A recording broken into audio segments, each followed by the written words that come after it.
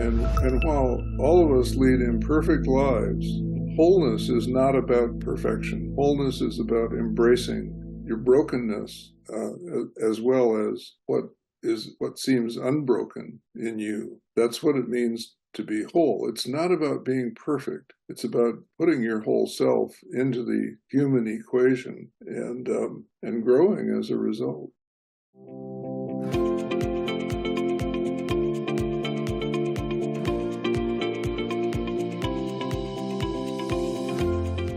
Okay, Parker, welcome to the show. Thank you. Thank you so much. To get started, one of the questions I wanted to ask you was about, I think you went to a talk from Dorothy Day in your younger years, and she made a comment about the ungrateful poor that had a big impact on you at the time. So I wanted to ask how this influenced your views on giving, on service, and also on the phenomenon of burnout that is very common in our culture today. Yeah, well, it's a great question. It takes me back to the middle of the last century when I was in New York City, living there for a while, and a woman called Dorothy Day. I don't know if your listeners will be familiar with her, but she was a kind of radical left Catholic lay woman who devoted her life to service to the poor. And it wasn't Lady Bountiful kind of service. Instead, she lived with the poor, ate meals with the poor, established an organization and a series of houses called Catholic worker houses, where folks like Dorothy and her followers lived right alongside the poorest of the poor in New York City.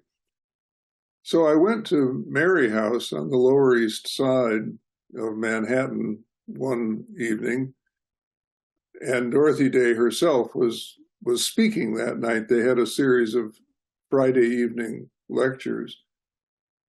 And on this particular evening, I was sitting at her feet, as it were, enthralled by this great, truly saintly woman.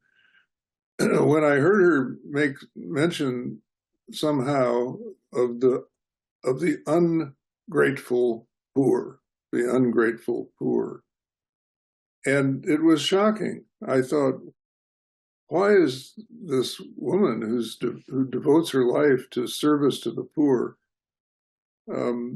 speaking that way? And then I got it. It was sort of like a Zen koan breaking through. What she was basically saying was, if you're coming down here to serve the poor in expectation and hopes of getting their thanks, you should just go home right now, because they don't owe you any thanks. We owe them a debt of service. They are our brothers and sisters. And the only reason to be here is because you want to express the fullness of your membership in the human community by sharing what you have with those who have none. And that left a lasting mark on me, because I was, I think, in my late 20s at the time. And I realized how some of my social change aspirations, some of the causes that I wanted to devote myself to, were really about me becoming a good guy, me becoming a hero, me being the knight in shining armor who rides in on the white horse to rescue those who have less. And that I understood at some very deep level from Dorothy Day that this was an unsustainable reason to do work of the sort, social change work, to which I felt myself drawn. And I think that, connects profoundly with the question of burnout that you mentioned, Niall, because I think burnout often comes from not from giving too much, but from giving what we really don't have to give or don't have good reason to give in the circumstances of our lives. There's a million needs out there in the human community, and I am not gifted or called to meet all of them. My life intersects the needs of the world at certain particular points, and it's an important act of discernment to figure out what resource grows within me in a renewable way that I can keep giving and giving and giving because it's in my nature to do so. If you're giving of a renewable resource within yourself, burnout is much less likely to happen. And I think Dorothy Day gave me a clue about all of that in this kind of enigmatic Zen koan comment that about the ungrateful poor.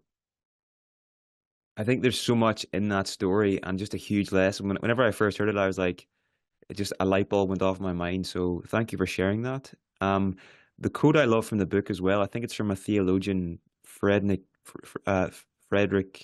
Buechner.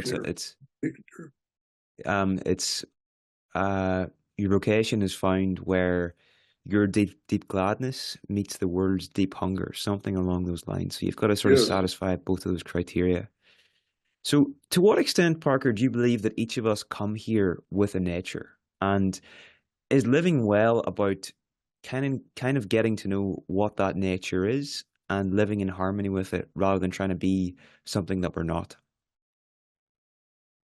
Well, that's a big question, isn't it? And we could talk about that for a long while, but I'm glad you raised it because it's right at the core of my book, Let Your Life Speak, one that I've been walking around and reflecting on for a long time. So if you've spent much time around little kids, infants when they enter the world, young children before the society gets their hands on them and starts conditioning them this way and that, I at least have always seen, observed, and understood that a child doesn't come into this world as a blob of malleable plastic to be shaped any way the world wants to shape it. In fact, I think it's a very pernicious view of human beings that we are somehow malleable material that can be shaped into whatever the economy or the political system or the social arrangements of our lives need us to be.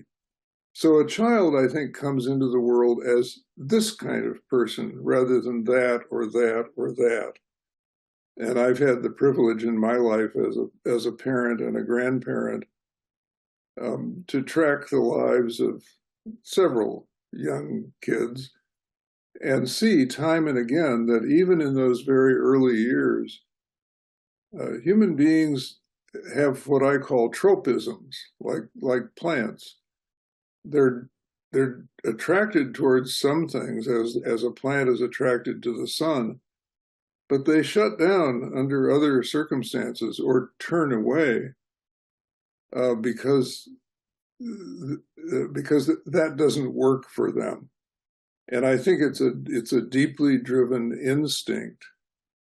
One of my favorite things to recommend to young parents or to grandparents is start keeping a record of who this newborn person or recently born person has been from the moment they first showed up on Earth. Try to track the natural gifts that they're expressing in one way or another. Are they drawn toward music? Are they turned off by music or just indifferent to music? Are they drawn toward play or do they like lots of solitary time, just staring out the window or building with blocks? mean, these are all clues, I think, to the nature that we arrive here with. And it's very important to notice, and any engineer would agree with this, that if we have a nature, we also have limits as well as potentials. When an engineer goes to build a bridge, they inquire into the nature of the material with which they're building to make sure that that becoming a bridge is not going to stress it at its most vulnerable points. And so in the case of a human being, that means that at least the myth in my country, in America, the myth that anybody can be anything they want is simply not true. I just don't have the gifts to do a lot of things I might want to do. On the other hand, I have potentials that I don't want to run away from, but would like to be able to live into or experiment with over the course of the years. So what happens to our original nature as time goes by is that it gets impacted by all of the external conditions that we're all familiar with. Family expectations, norms and standards that get imposed on us when we go to school, the pressures of adult life, whether that comes from trying to maintain relationships with people who are important to us, or serving in a job, performing a work that has norms around it. All of these norms and expectations trying to make us into what the world or other people want us to be. And these things do, in fact, impact our lives. It's not that this nature that I come into the world with stands invulnerable against all those pressures. But if I'm aware of what's happening to me, and I think talking about it helps people become aware. If I'm aware of what's happening to me, I can start being more choiceful. I can make better choices about how I deal with some of these external pressures. How far am I willing to go, for example, in stressing the limits of my nature in order to make sure that I can keep earning a salary at this particular job? Ultimately, the question that's been considered in great drama down through the ages is, am I willing to go so far as to sell my soul to the devil in order to be successful or powerful or rich? Dramatists and novelists have worked with that question for a very long time. But for most of us, it falls a little short of dealing with the devil. We're rather kind of dealing with ourselves and asking ourselves questions like, why do I'm 35, I'm 40 years old. Why has this work I've chosen to do, or maybe someone else chose it for me, why is this feeling so hollow and so empty? Where did I take a wrong turn in the road that has me now living at some distance from the gifts with which I was born, the nature with which I came into this world? That seems to be a midlife or even earlier question for lots and lots of people. And it's not an easy question to answer, but I think it's always a question worth asking, and always worth trying to reach the best approximation that you possibly can of how your true nature can fit into the needs of the world or respond to the needs of the world without getting damaged or stretched out of shape. Part of me loves this philosophy of, letting your life speak and sort of understanding what your nature is and working with it. And my experience has been to date that anytime I violate that and anytime I go off course from that, life seems to have a mechanism for correcting that, and it's not pleasant, but that seems to be what happens, at least in my own case. But then there's another part of me that it's a quieter part, and I know it's a lot more. It's maybe more of an immature part, but it would then sort of worry that if I just stay within my nature, and it's afraid that I will get complacent, I'll stay in my comfort zone, and I won't get out of my comfort zone and stretch myself beyond my current capabilities. So, how would you respond to that fear? Well, I don't think that's immature at all, Niall. I think that's a wise question that we all ought to be asking ourselves, because we are organic beings, and organic, whether you think of it in a physical sense or a spiritual sense, I happen to think of it in both senses. Organic means growing, and growing means transformation and change. And I'm very much with you on the desire to express my true nature in a variety of circumstances, to actively engage with the world, with other people, in ways that help me discover more about what the potential expressions of my giftedness are. Because certainly early in life, I have no idea what that range of potential expressions might be. I don't know enough about the world. I don't know enough about myself. But as time goes on, we have an opportunity to test ourselves. And I think sometimes, I think I make a parallel in my mind sometimes between the way our birthright nature interacts with the world around us and the way geneticists have discovered that the genetic material interacts with various situations. There was a time when geneticists thought that genetic material was stable throughout our lives, and that it never altered. It was just the kind of the fundamental given. But now they've discovered that genetic material expresses itself differently under different conditions. And I think it's exactly that way with what I call selfhood, which is maybe the spiritual equivalent of genetic material, that those birthright gifts that we come with. So for me, a master metaphor that I think speaks to the question you're raising, Niall, is the title that Gandhi gave to his autobiography. He called his life story "My Experiments with Truth." My experiments with truth. And I really love that, those words. I love that image.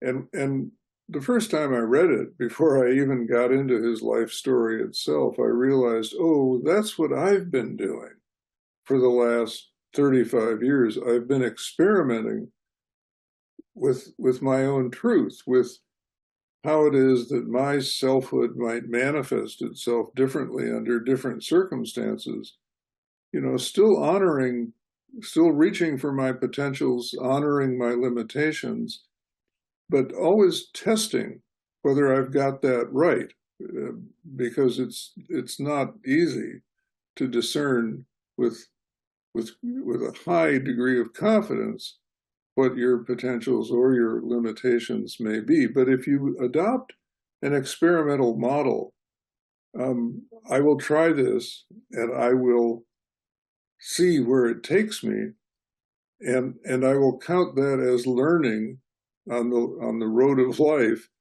about where it is I might go next, what it is I might do next. And as you said earlier, sometimes that experiment will take you into a very dark place. As you know, I've written about my own descent into depression, adult depression, several times, very serious depression. And I'm quite certain that had to do with feeling lost and abandoned as I tried things that weren't working out. But because I've held this experimental model of life and have tried to track what I've been learning from it over the years, I think eventually I got enough information about myself and the world to come closer more often to finding those sweet spots, where, as Fred Buechner says, my deep gladness meets the world's deep need. Let me put it a little differently. My identity and integrity find legitimate expression in some intersection with the world and its needs. It takes time. When I talk with younger people, and at age 85, almost everyone is younger people these days, about this, I'd like to name the fact that I didn't come into a very deep sense of vocation, of my own vocation, until I was 50 years old. It took a lot of experimentation to get there. So, if a person is 25 or 30 and they're worried about not having found their path yet, I'm always glad to say, you got a lot of time, not to worry. Just keep the experiment going. So I can talk, in more detail about some of the experiments I conducted, but for the moment, let me just say that the experimental model, I think, is a very appropriate one for the discovery of vocation. And as every scientist knows, a failed experiment can easily teach you as much, maybe more, than a successful experiment. Big time. Now, while we're speaking of experiments, I heard you in another interview talk about you write books, or you write about subjects that you don't know the answers to, which totally, that really blew my mind, because like you're not going into this as the expert. You're going into here as the person that wants to find something out, and you're going in sort of with an exploratory mindset. And I think that's such a great reframe. And if people could adopt that, it would really free them to try things out more and not have to feel like an expert before they begin. But another experiment that you took on, which I thought was amazing, was this practice of keeping a journal of small things. Can you maybe tell us about that practice and the impact this has had on your life? Yeah, very much so. And let me just say quickly, since we may not return to the topic, that I can't imagine writing a book about a subject that I've thoroughly mastered. Writing a book is really hard work for me. I've written 10 of them, and each of them has taken many years to write. And to put in all that hard work around a subject that I already understand, that I've already figured out, I can't imagine it. But if the writing itself is a kind of archaeology, where you're digging down into the subject to figure out more and more about where is this coming from and how does it work, then the hard work justifies itself, because the learning adventure, is still there. So would you reframe the question that you ended with there? It was just around your practice of keeping a journal of small things and the impact this has had on your life. Right. Thank you. So this loops me back to my experiences with clinical depression, which were primarily in my 40s, at a time of life when I was, still very uncertain about how the experiment was working, and struggling with a lot of different dimensions of it. And so in the middle of my first deep depression, which went on for months and months, during which I was really incapacitated, could barely get out of bed, couldn't really stand to be with other people.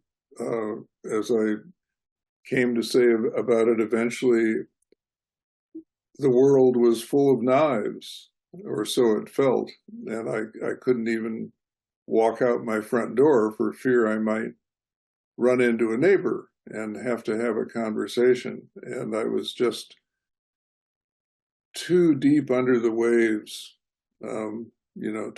to be able to do that. I could barely breathe. And so I got into therapy for the first time in my life.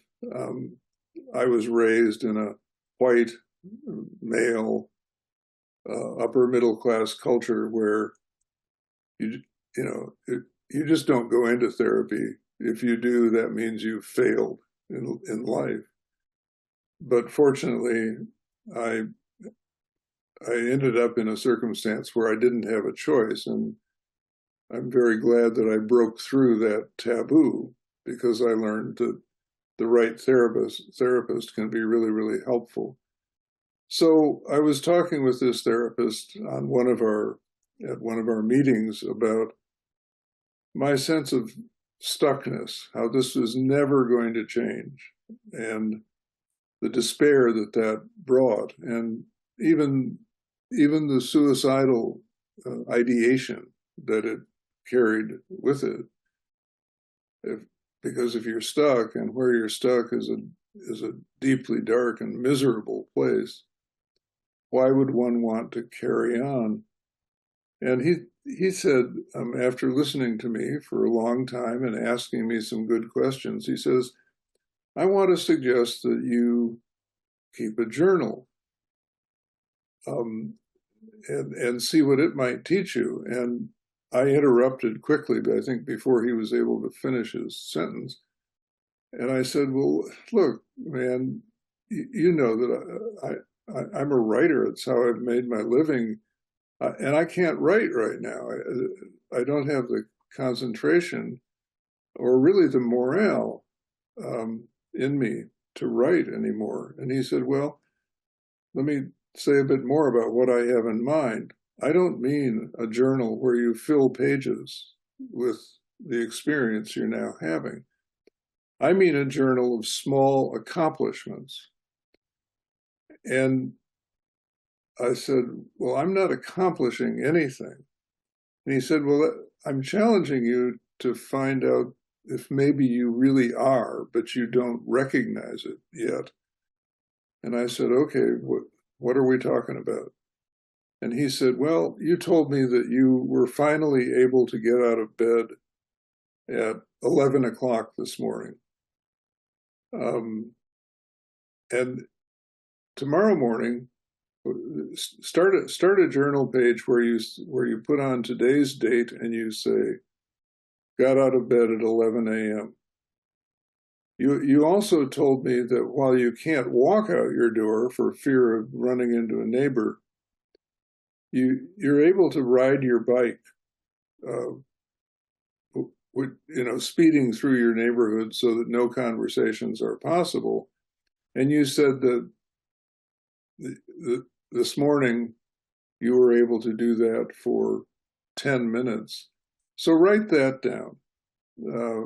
Got out of bed at 11, rode my bike for 10 minutes. Tomorrow, if you mark down when you get out of bed. And he said, at some point, you're going to find that you got out of bed a little earlier than 11 o'clock, maybe 10:45. And that's a small accomplishment. And at some point, you're going to find that you rode your bike for 15 minutes, not 10 minutes. And that's a small accomplishment. And he said, I want you to just keep doing that around all these little things that we normally just ignore in our lives. Like, how many meals did you eat today?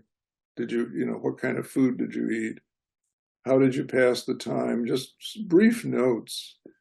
And he said, I think what you are going to see is what happens with most depressions, which is that there is a slow upward sawtooth pattern to them. it goes up and down day by day. But what you don't notice if you don't keep a journal of small achievements is that the saw blade is generally trending up. You are returning to health. He said many depressions will in fact resolve themselves after a number of months if people can hang in with them, and just do the suffering, and as you're trying to do, understand where it's coming from and how to be alert to the signs the next time around, and maybe make some mid-course corrections.